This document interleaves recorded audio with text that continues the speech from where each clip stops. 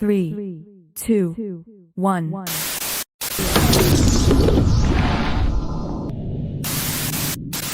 Assalamualaikum warahmatullahi wabarakatuh. Halo semuanya, kembali lagi bersama saya di mata kuliah pemrograman web. Pada kesempatan kali ini kita akan membahas seputar cara membuat sebuah project yang di dalamnya memiliki fitur CRUD, Create, Read, Update, dan Delete. Oke, mungkin untuk mempersingkat waktu, kita langsung saja memulai langkah-langkah tutorialnya. Yang pertama yang harus kita lakukan ialah membuat sebuah folder terlebih dahulu di dalam file explorer, local disk C, exampp, htdoc. Di sini silakan kalian buat sebuah folder dengan penamaan bebas. Saya akan menggunakan nama project 01. Jadi fungsi dari folder ini nantinya itu sebagai wadah atau penampungan untuk menyimpan file-file yang akan kita buat nantinya. Oke, setelah kita membuat sebuah folder penampungan, langkah selanjutnya yang harus kita lakukan ialah mengaktifkan exampp, yaitu pada bagian Apache dan MySQL-nya. Oke, setelah exampp kita aktif, selanjutnya kita harus mengakses localhost phpMyAdmin, laman phpMyAdmin untuk membuat sebuah database terlebih dahulu. Fungsi dari database ini ialah untuk menyimpan data-data pada tahap CRUD nantinya. Silakan kalian buat sebuah database baru. Di sini untuk nama databasenya saya akan menggunakan nama project 1. Untuk penamaan itu bebas, boleh disamakan, boleh juga tidak. Silakan kalian buat jika sudah. Kemudian masuk ke database tadi, buat sebuah tabel. Untuk tabelnya itu dianjurkan untuk memberikan nama yang sama, my project tanpa spasi, huruf kecil semua. Untuk kolom itu 5, lalu create. Oke, kolom pertama itu ID dengan jenis data int, panjang nilai mungkin kita atur 11. Lalu jangan lupa aktifkan auto increment primary. Untuk kolom kedua yaitu nama project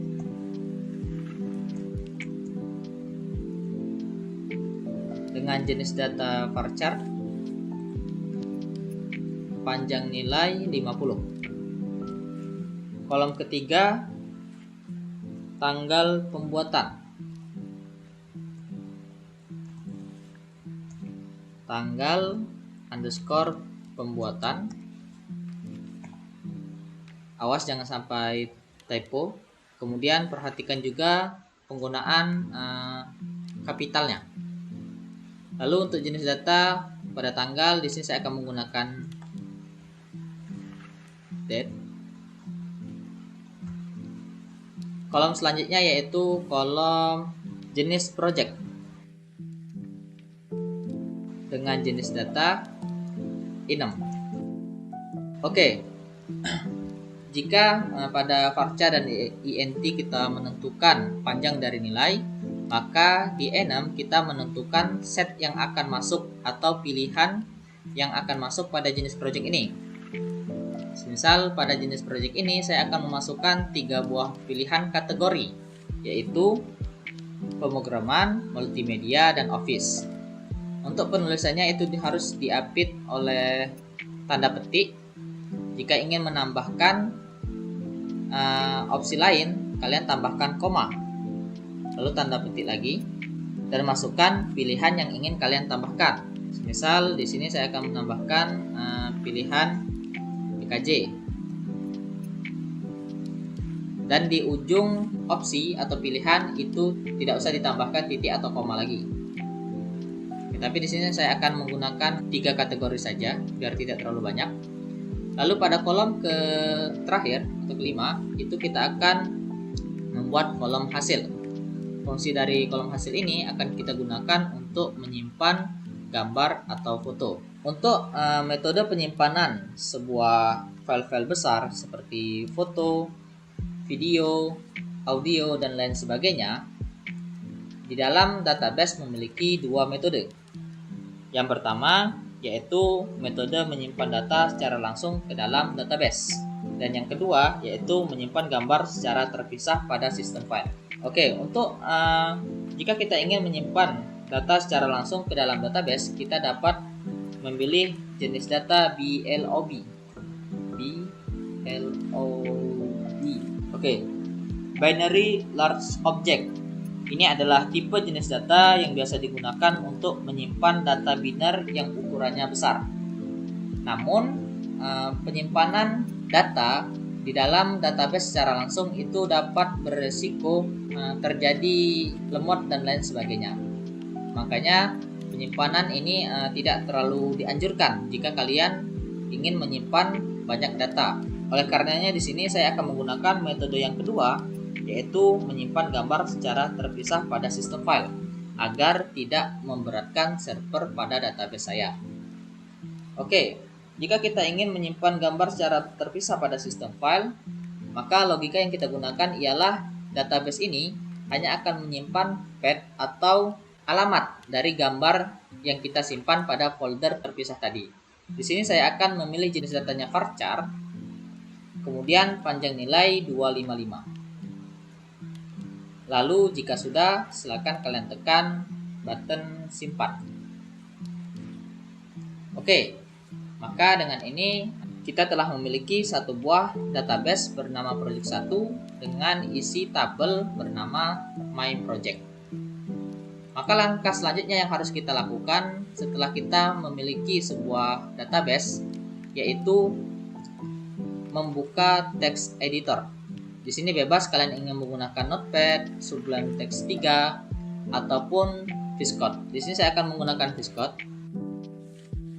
Oke, pada text editor kalian silakan kalian buka folder yang telah kalian buat di awal tadi.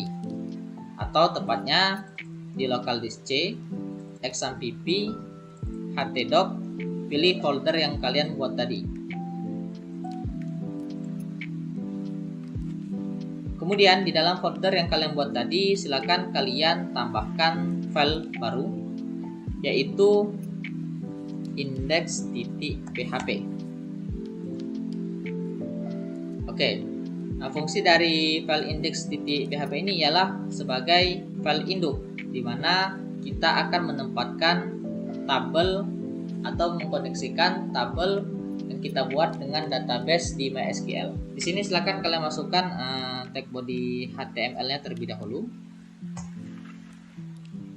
Oke, mungkin kita tidak akan membahas tentang penjelasan kodenya secara rinci karena sudah ada materi yang telah saya berikan di sana, itu sudah lengkap setiap penjelasan kode yang kita gunakan. Oke, di sini agar mempersingkat tutorial kita buka saja source kode yang telah saya berikan di materi yang saya kirim kemarin. Di sini pada bagian CRUD sebelum memulai project itu terdapat hal-hal yang harus diperhatikan atau peringatan, yaitu penulisan kode atau nama database, nama tabel diusahakan untuk sama agar tidak terjadi error yang diinginkan. Namun jika kalian ingin mengcustom nama sendiri itu tidak masalah. Yang penting perlu diingat kalian harus mengubah penamaan kolom tadi di dalam kode kalian karena penamaan tersebut akan kita panggil di dalam kode kita nanti. Oke, di sini untuk source kodenya bisa kalian buka link yang telah saya berikan ini di link GitHub. Oke, pada link GitHub tersebut ada satu buah folder bernama belajar CRUD. Kemudian kalian masuk ke dalam folder indeksnya dan kalian copy kode di dalam file GitHub tersebut. Lalu balik ke dalam text editor dan pastekan kode tersebut. Oke. Di sini di tiap baris kode itu telah saya berikan komen untuk lebih mudah memahaminya. Di sini require koneksi .php itu koneksi ke database. Jadi untuk mengkoneksikan ke database kita nanti akan menggunakan sebuah file yang dimana di dalam query tersebut akan menyimpan function-function yang kita butuhkan untuk mengkoneksikan ke database dengan nama koneksi.php. Untuk penamaan file ini bebas sebenarnya. Jika kalian nanti membuat sebuah file untuk koneksi, untuk menyimpan function koneksi ini dengan nama hubungkan.php,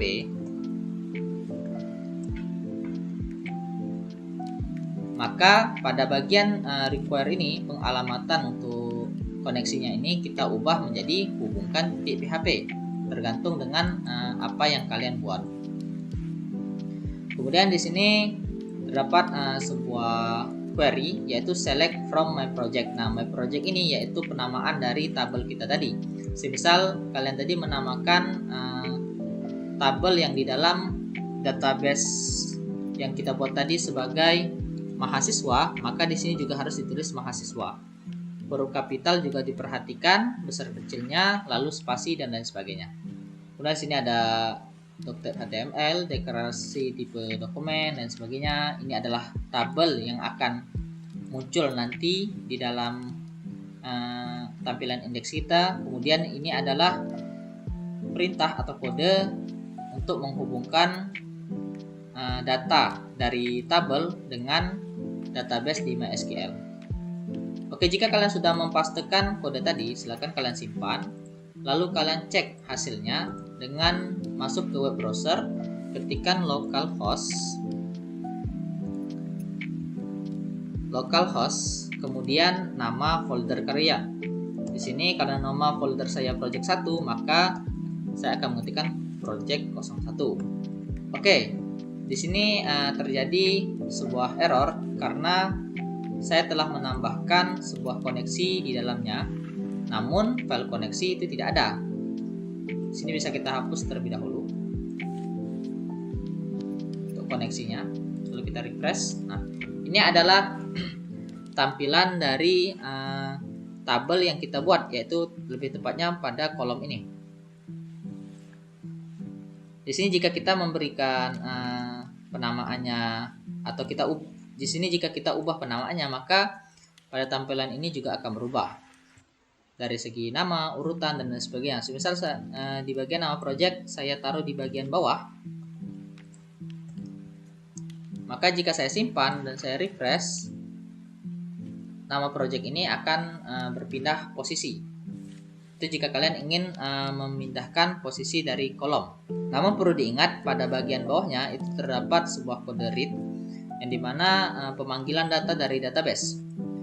Oke, jadi semisal nama project kita pindahkan ke bagian bawah sekali, maka nama project di kode berikutnya itu juga harus kita pindahkan ke bawah. Jika tidak kita pindahkan, maka data yang muncul nantinya itu tidak sesuai dengan apa yang kita inginkan. Atau bisa kita katakan data yang muncul akan berantakan. Oke, lalu setelah kita memasukkan kode, di sini terdapat dua buah button, ubah dan hapus pada kolom aksi.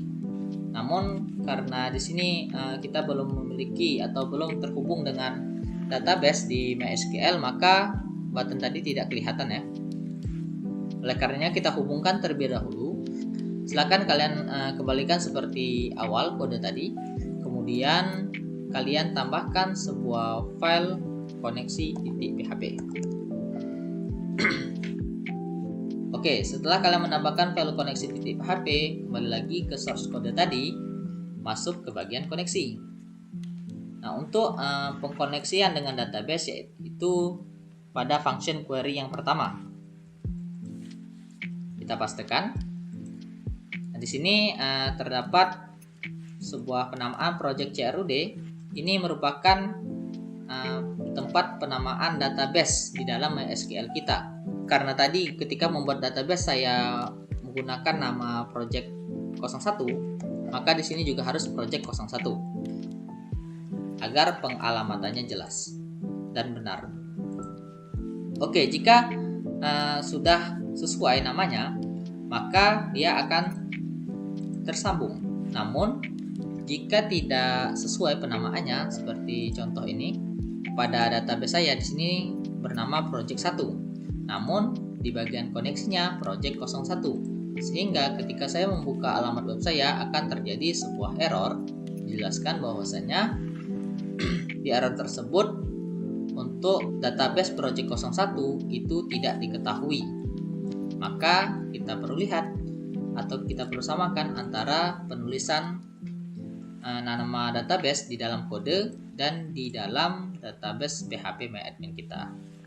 Jika sudah sesuai, maka dia akan muncul seperti ini. Oke. Di sini kita belum bisa menambahkan data secara langsung karena kita belum memiliki halaman tambah data dan function tambah data. Oleh karenanya kita tambahkan data secara manual terlebih dahulu. Oke, masuk ke dalam database kalian. Di bagian tabel, silakan kalian tambahkan sebuah data random bebas. Untuk bagian hasilnya di sini sebagai contoh saya akan menambahkan sebuah file bernama coba, lalu masukkan ekstensi dari file tersebut, PNG, JPEG ataupun JPG dan lain sebagainya. Oke, di sini saya akan menggunakan PNG saja, lalu kirim. Jika berhasil, silakan kalian refresh halaman tampilan project kalian. Oke, maka akan muncul data-data tadi. Jika sambungan antara koneksi project kalian dengan database itu telah terhubung, maka data dari database tadi yang kita tambahkan secara manual akan masuk ke dalam tampilan web kalian. Oke, di sini kan seperti yang kalian lihat pada bagian hasil, karena di sini saya menuliskan ekstensi gambar PNG, maka di sini terlihat sebuah gambar yang rusak ya. Untuk menampilkan gambar ini itu ada cara manualnya, yaitu silakan kalian buka text editor tadi, lalu tambahkan folder di dalam wadah penyimpanan kalian. Jika kalian memakai VS Code, kalian langsung saja tambahkan folder dengan nama image.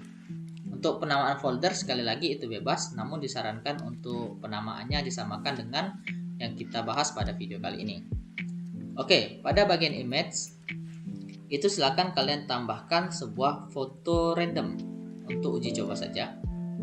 Di sini saya akan menambahkan sebuah foto mahkota ini ke dalam folder image. Itu kalian bisa menambahkan dari file explorer ataupun menambahkan langsung dari text editor kalian jika mendukung. Kemudian untuk penamaannya kita rename menjadi coba sesuai dengan pad yang saya buat tadi. Lalu jika sudah, silakan kalian refresh. Mengapa gambar ini dapat terhubung dengan folder yang baru saja kita buat tadi? Karena di bagian index, di bagian hasil, ini hasil. Ini hasil. Nah, di dalam pemanggilan data untuk hasilnya itu terdapat sebuah pengalamatan, yaitu img search image garis miring lalu hasil di sini yaitu pengalamatan tadi, pad yang kita buat secara manual tadi. Sehingga jika penamaan atau pad yang kita buat pada database secara manual tadi itu terdapat di dalam folder image, maka gambar tersebut jika sesuai maka akan muncul di dalam tampilan project kita. Namun jika tidak sesuai, maka folder tersebut atau gambar tersebut tidak akan muncul sama sekali. Kemudian jika kita ingin menambahkan data baru, itu kan lumayan rumit jika kita harus menambahkannya secara manual melalui PHP MyAdmin tadi. Kita harus menambahkan data terlebih dahulu, memasukkan penamaan padnya, lalu menambahkan sebuah foto di dalam folder image. Itu akan memakan waktu yang lumayan cukup lama. Oleh karenanya di sini kita perlu menggunakan fungsi salah satu fungsi dari CRUD, yaitu fungsi create atau tambah. Oke, untuk menggunakan fungsi create ini, langkah pertama yang harus kita lakukan ialah membuat sebuah file baru lagi di dalam project kita, yaitu dengan penamaan tambah.php. Oke, untuk lokasi filenya itu jangan sampai kalian simpan di dalam folder image ya, namun harus di luar folder image bersamaan dengan file-file indeks, koneksi dan lain sebagainya. Oke, ini image kita tutup saja. Kemudian pada bagian tambah, silakan kalian salin kodenya pada source kode yang telah saya berikan, lalu pastekan dan simpan. Maka jika kalian simpan, kalian refresh project kalian, ketika kalian mengklik button tambah data, maka kalian akan dibawa ke halaman tambah data. Mengapa ini dapat terjadi? Karena di dalam indeks itu terdapat satu buah button di atas tabel tambah data dengan pengalamatan tambah titik PHP. Jika di sini file tambah titik PHP ini kalian berikan nama dengan bahasa Inggris, misal create.php, maka pada button ini jangan lupa untuk diubah menjadi create.php agar antara button dan halamannya itu terkoneksi. Namun jika kita membuat sebuah data di sini, memilih jenis project, memilih file, lalu menambahkan data, maka akan terjadi sebuah fatal error. Mengapa hal ini dapat terjadi? Itu dikarenakan kita tidak memiliki sebuah function untuk mengatur atau mengarahkan data-data tadi ke dalam database di MySQL. Oleh karenanya di sini kita perlu menambahkan function tambah terlebih dahulu atau function create terlebih dahulu. Silakan kalian buka lagi source code tadi, masuk ke bagian koneksi. Di bagian function query itu terdapat function tambah. Lalu kalian salin. Oke, sampai sini dulu. Dan kalian pastekan di bawah function query. Dan simpan. Jika kalian refresh, oke, di sini seperti yang kalian lihat kita masih memiliki sebuah fatal error, yaitu function upload tidak ada di dalam koneksinya. Oleh karena di sini kita perlu function upload. Kita masuk lagi ke file koneksi source code tadi, ambil yang function upload, kalian salin dan masukkan ke koneksi di bawah function tambah data tadi. Lalu kalian refresh. Oke, maka data akan berhasil ditambahkan karena kita telah memiliki dua buah function, yaitu function untuk menambahkan data, lalu function untuk melakukan aksi upload foto. Oke, function upload tadi itu bekerjanya di sini pada bagian kolom hasil. Jadi ketika kita memasukkan sebuah foto di bagian kolom hasil ini, maka jika kita menekan tombol tambah data, function tambah akan berjalan. Kemudian dia akan mengaktifkan function upload dikarenakan di sini pada bagian tambah data terdapat sebuah uploadan atau unggahan file atau foto.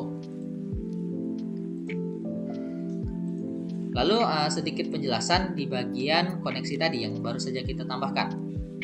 Di bagian function tambah itu lagi-lagi terdapat pemanggilan nama dari tabel kita, insert into my project. Masukkan data yang diterima oleh query ke dalam tabel my project dengan susunan nama project, tanggal pembuatan, jenis project, dan hasil. Nah, mengapa tadi ketika kita menambahkan function data saja dan tidak menambahkan function upload itu terjadi error? Dikarenakan pada bagian function tambah itu kita memerlukan function upload. Untuk bagian hasil, di bagian kolom hasil itu kita harus menggunakan function upload jika file atau uploadan yang kita masukkan itu sesuai, maka data akan berhasil disimpan. Lalu apa fungsi dari function upload? Fungsi dari function upload yaitu menentukan jenis ekstensi yang dapat kita upload ke dalam project kita. Di sini ekstensi yang dapat kita upload hanyalah sebatas JPEG, JPG, dan PNG. Jika kita mengupload file di luar ekstensi ini, maka akan muncul sebuah peringatan yang Anda unggah bukan gambar. Untuk peringatan ini itu bisa kita ubah tergantung dengan selera kita masing-masing. Boleh kita gunakan pakai bahasa Inggris, bahasa Arab, dan lain sebagainya. Lalu di bagian function unggah ini juga kita mengatur ukuran dari file, maksimal ukuran dari file yang dapat diupload dalam satu waktu.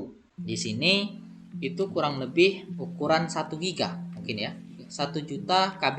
Lalu jika ukuran yang kita unggah tadi melebihi dari 1 juta KB ini, maka akan muncul peringatan lagi, ukuran gambar terlalu besar.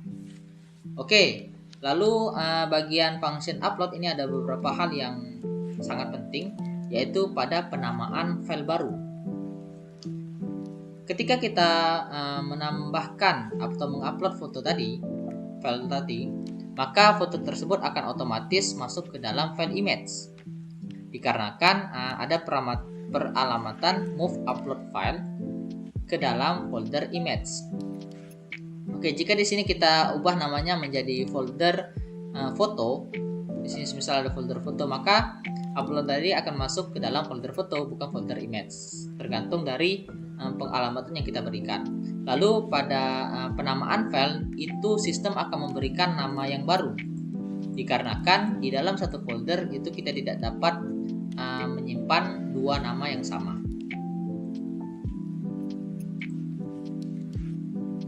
Oke, karena di sini kita telah berhasil membuat sebuah function tambah data, lalu upload. Selanjutnya kita akan membahas tentang ubah dan hapus, atau di dalam metode CRUD yaitu update dan delete. Oke, untuk langkah-langkahnya itu hampir sama seperti yang tadi. Yang langkah pertama yaitu silakan kalian buat sebuah wadah terlebih dahulu untuk menyimpan kode dari update. Di sini saya akan membuat sebuah file dengan nama ubah.php. Ini bebas untuk penamaan filenya. Pada bagian ubah.php akan saya masukkan kode dari update di dalam source code yang berada di GitHub. Tekan dan simpan. Maka ketika kita melakukan refresh dan menekan tombol ubah, kita akan dibawa ke dalam tampilan halaman ubah.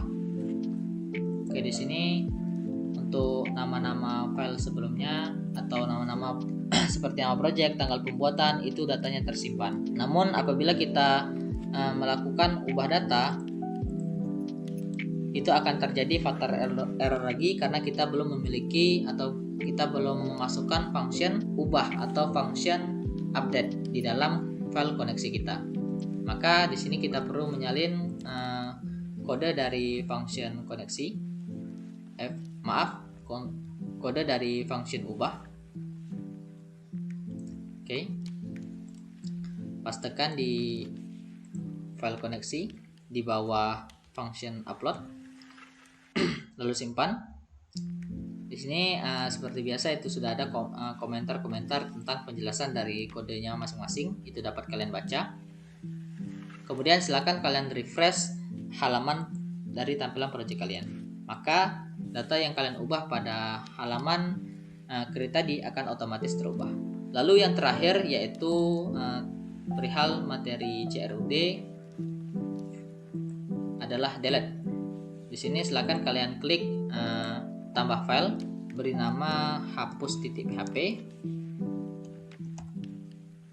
lalu kalian salin kode hapus, pastekan, simpan. Sudah ada penjelasan komentarnya di dalam kode tersebut. Lalu kalian salin juga di bagian koneksi function delete. Oke, pastekan di dalam file koneksi kita bagian paling bawah, pastekan dan simpan. Untuk function hapus itu kita ketika kita menekan button hapus, kita tidak akan dibawa ke halaman khusus untuk menghapus data, melainkan data tersebut akan otomatis langsung terhapus. Oke, di sini saya menghapus data nomor 3 tadi. Jika kita melihat ke dalam database phpMyAdmin, di bagian tabel kita itu data yang tadi kita hapus tidak akan muncul lagi ke dalam tabel tersebut. Oke, mungkin itu saja seputar materi mengenai CRUD.